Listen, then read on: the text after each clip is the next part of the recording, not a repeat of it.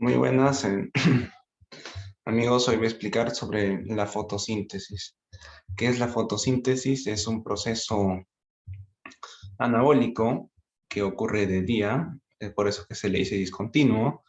Como vemos aquí, lo descrito, usa energía luminosa para hacer nutrientes. Consume energía al ser anabólico.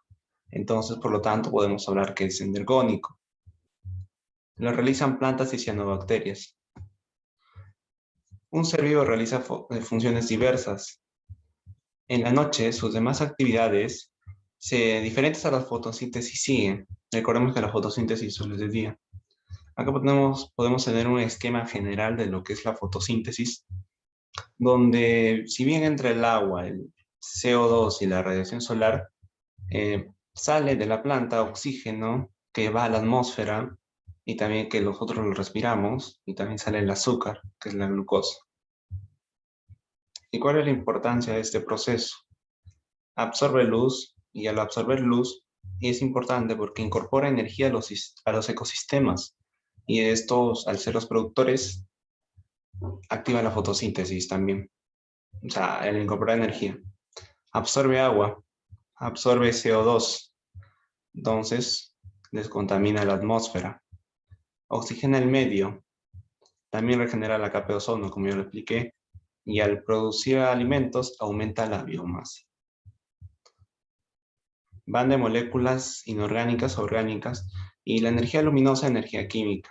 Podemos decir que de H2O a C6H12O6, que sería la glucosa, y de luz a ATP.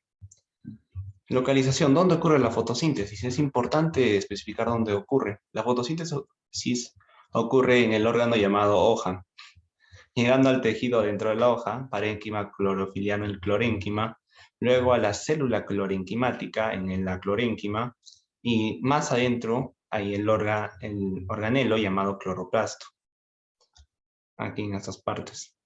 Y dentro del cloroplasto ocurre en dos partes, en tilacoide y el estroma, la fórmula del T, tilacoide la fase luminosa y estroma fase oscura.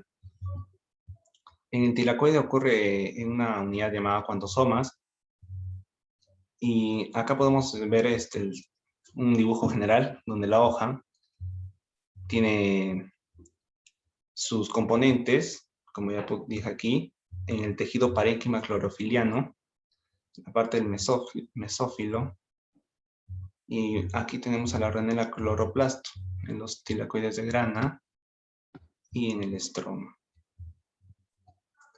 Seguimos con la luz. Tiene fotones que se mueven de manera ondulatoria con diferentes longitudes de onda. Ese es el símbolo de longitudes de onda.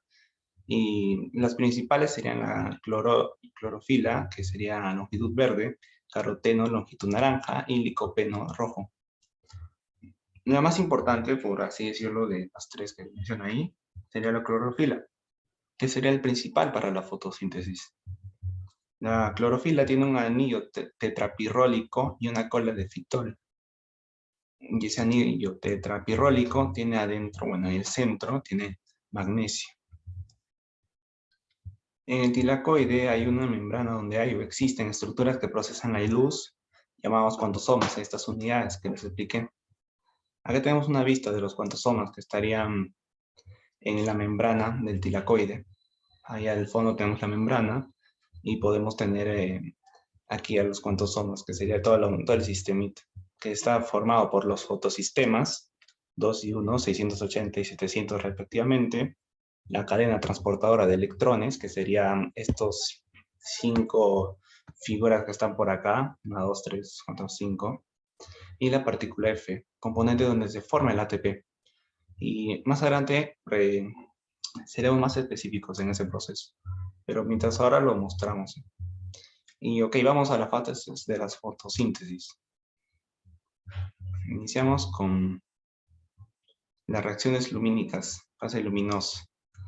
Entra la fuente de hidrógeno, el H2O, y sale oxígeno. Oxígeno, ATP y NADPH, importantes para la fase oscura, en la cual entra el CO2 y sale glucosa. Y también 12 NADP y 18 ADP más P. Las reacciones lumínicas son las reacciones fotodependientes y la fase oscura se da en la matriz acuosa. Seguimos aquí. Y el ATP transporta energía y el NADPH transporta hidrógenos. ¿Qué pasa cuando la clorofila recibe la luz solar? La clorofila al recibir la luz solar pierde electrones, se oxida. Es el otro nombre al cual se le denomina perder electrones. Y cuando una molécula pierde electrones, otra diferente gana los mismos. O sea, gana electrones que la otra pierde. Y acá tenemos la fase luminosa. Ahí está. Como vemos, ahí está la membrana del tilacoide. Acá viene la luz solar al proceso llamado fotoexcitación, porque viene la luz y excitan a los fotosistemas, los cuales pierden electrones. Es decir, el fotosistema pierde electrones y entonces va al otro fotosistema y del otro fotosistema sigue perdiendo electrones y sigue yendo, pero este fotosistema, que sería el fotosistema 1, lo recupera. En cambio, el fotosistema 2 necesita de una fuente para tener electrones. Es aquí donde entra el agua, en el proceso llamado fotólisis del agua, donde el agua da los electrones, da hidrógenos y da oxígeno. Es el oxígeno que sale. Y luego con esta concentración de hidrógenos ocurre la quimiósmosis, que es la salida de los hidrógenos por la partícula F, canal protónico también le dice. Y el NADP se une a estos hidrógenos y también con los electrones, llamándose este proceso la fotorreducción del NADP, donde tenemos un NADPH más alto. Ok, ya tenemos el proceso detallado. Casi lo olvido. Acá el ADP más P, con este flujo de hidrógenos, forma el ATP. Podemos entender a la partícula F como una maquinita en la cual el ADP más P entra y se forma ATP.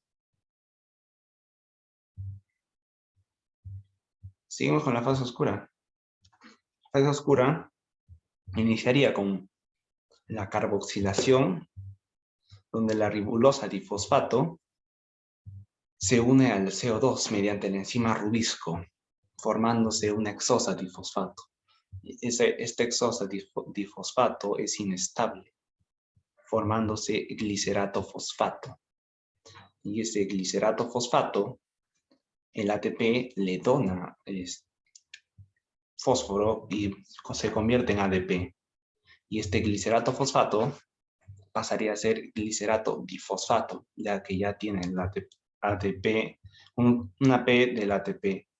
O sea, el ATP le dona fósforo y esto se convierte en glicerato difosfato. Luego, el ATP se convertiría en ADP y con este glicerato difosfato se reduciría este glicerato difosfato al entrar en NADPH y salir como NADP.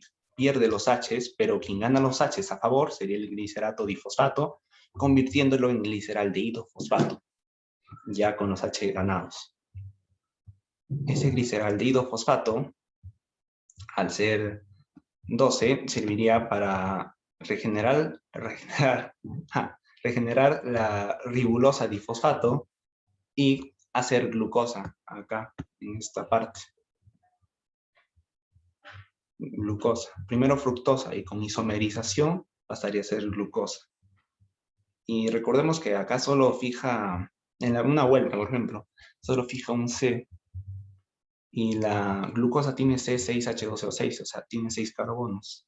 Se necesitaría 6 vueltas. Por eso te multipliqué por 6 el CO2, por 6 también el hexosafosfato.